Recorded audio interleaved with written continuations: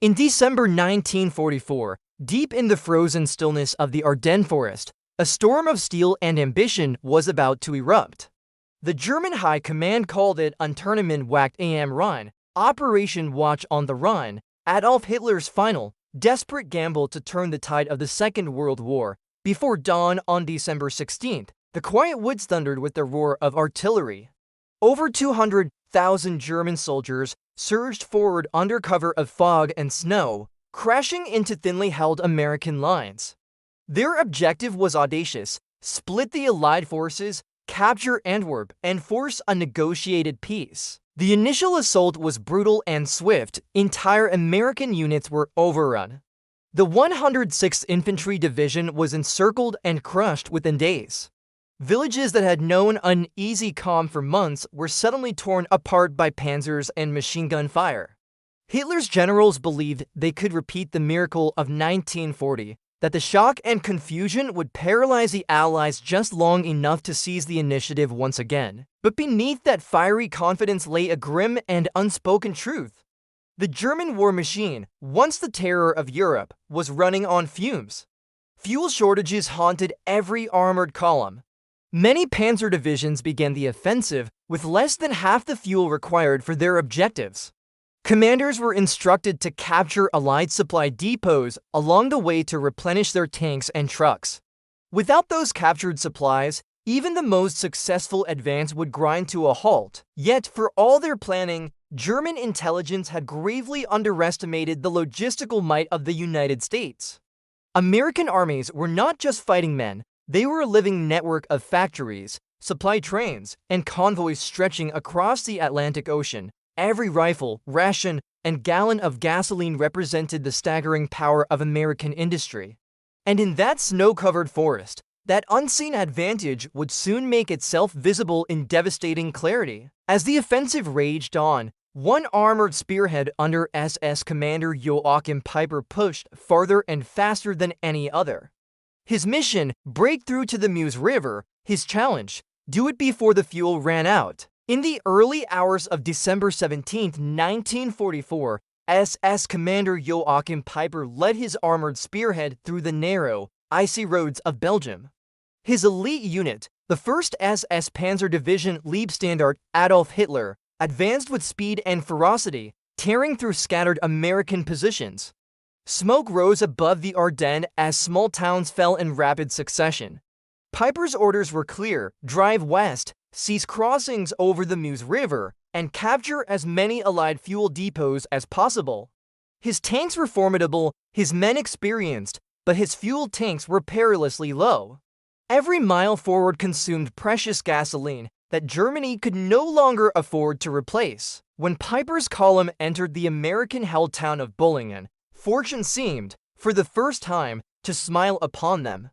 Inside the town, his men discovered an intact fuel depot, thousands of gallons of high-grade American gasoline. Trucks, drums, and jerry cans lay neatly stacked beside snow-covered jeeps. The smell of fuel filled the cold air. To the exhausted German soldiers, it was like finding liquid gold. American prisoners were rounded up and forced to refuel the German tanks with their own supplies. For a brief, intoxicating moment, the offensive seemed unstoppable. But as Peiper surveyed the depot, a troubling thought crept into his mind. The Americans had left behind not chaos, but order, a level of organization that spoke volumes about their supply network. The sheer abundance was staggering. There were spare parts, prepacked meals, ammunition, medical supplies, and warm winter gear. Everything was standardized, coded, and distributed with machine-like precision. German logistics officers watched in disbelief. Their own supply lines were fragmented, dependent on horse-drawn wagons and dwindling fuel trains that could barely reach the front. Peiper could not ignore what he saw. The enemy's strength was not only in numbers, but in a system of production and distribution unlike anything the Reich could match. Even as his tanks refueled, he knew this was a fleeting advantage, a borrowed moment from a far stronger adversary. The fuel would keep them moving for now, but the truth was inescapable.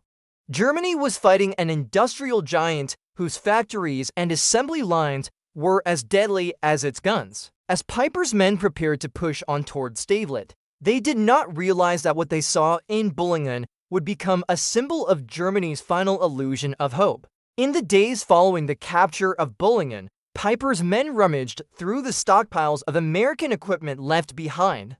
Amid the fuel drums and crates of ammunition, they found something unexpected: small, neatly packed boxes labeled U.S. Army Field Ration, Type K. Inside each box was a full meal, sealed against moisture, organized with the precision of a watchmaker. There were biscuits, canned meat, chocolate bars, coffee powder, and even a small packet of cigarettes. For soldiers who had long been surviving on thin slices of black bread and watery soup, the discovery was almost surreal. Peiper examined one of the rations himself. Each component was measured, efficient, and designed for mass production. The packaging was waterproof, resistant to cold, and light enough to be carried by every soldier. It was not merely food, it was the manifestation of an industrial system built to feed millions of men across continents. The K ration represented something deeper than nourishment. It embodied an economy that had transformed itself into a war machine capable of producing with limitless capacity. Back in Germany, factories struggled under Allied bombing raids, shortages of raw materials, and a shattered transportation network. Production lines were constantly disrupted. The American system, by contrast, operated like a living organism. From Detroit to Pittsburgh, from Chicago to California, factories ran day and night. Assembly lines that once built automobiles now turned out tanks, trucks, and bombers by the thousands. The same for Motor Company that had built cars now produced B-2 for Liberator bombers at the Willow Run plant, when every 63 minutes. As Peiper's officers inspected captured supplies, the realization struck hard. The enemy they faced was not just an army, but an empire of industry.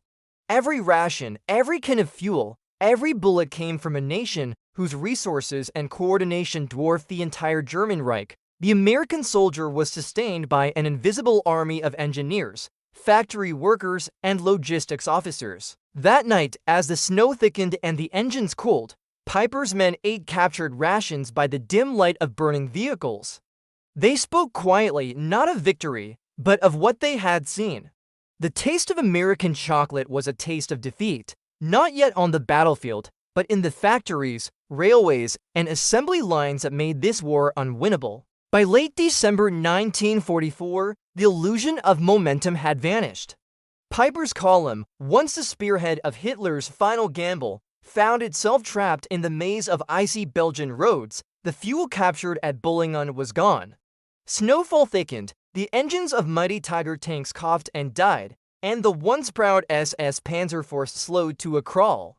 Without fuel, the most advanced machinery of war became cold, steel monuments to failure. Allied air power returned with the clearing skies, strafing the roads, shattering convoys, and cutting off retreat. The offensive that had begun with roaring confidence was now collapsing under its own weight. As the German troops struggled to advance, the contrast between the two armies became undeniable.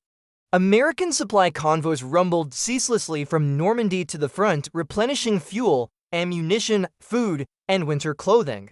Behind every American rifleman stood a vast logistical system, perfectly coordinated and astonishingly efficient. Behind every German soldier stood scarcity, improvisation, and exhaustion. Peiper's men, once symbols of the Reich's elite, were now scavengers in a frozen wasteland, burning captured fuel, stripping abandoned vehicles, and waiting for help that would never come. The realization settled over the German officers like the falling snow. The war had not been lost in the trenches or the forests, but in the factories and shipyards thousands of miles away. American industry had accomplished what German courage could not overcome. The enemy's strength lay not only in its soldiers, but in its ability to produce, transport, and sustain them with unbroken precision. It was a silent kind of warfare, one fought by assembly lines, steel mills, and production quotas. By Christmas, Peiper's battered force had been encircled near Log Lies.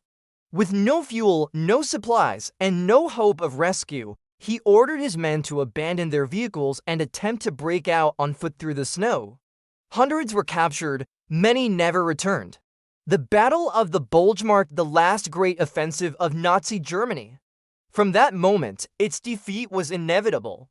What the German officers had seen in Bullingen was more than American abundance. It was the living proof of a nation whose industrial might had already decided the outcome of the war. The silent defeat had already taken place long before the guns stopped firing.